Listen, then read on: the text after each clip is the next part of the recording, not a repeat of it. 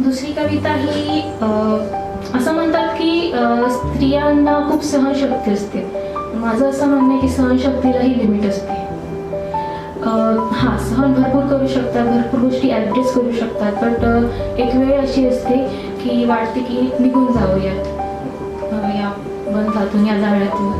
तर तशीच एक स्त्रीची भाव मी व्यक्त करण्याचा प्रयत्न करते.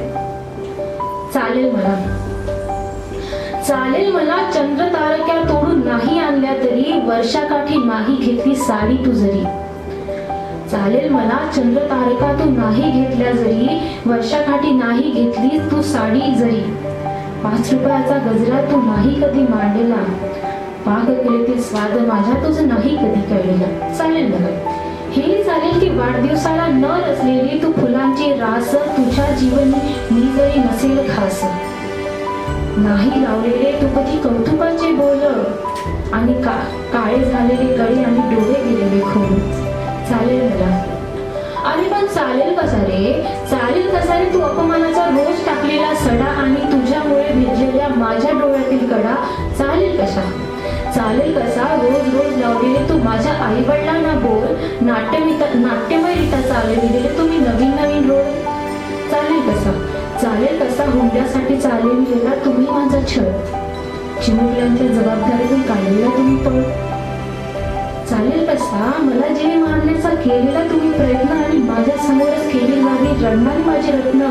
कसं चालेल मला, चालून घ्यायला खपून घ्यायला मी नाही कुणाची मालमत्ता, चालून घ्यायला खपून घ्यायला मी नाही कुणाची मालमत्ता.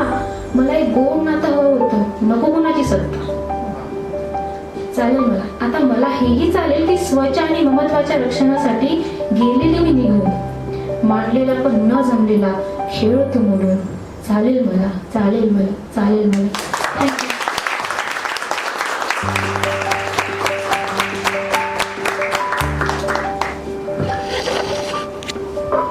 धन्यवाद दर्शना.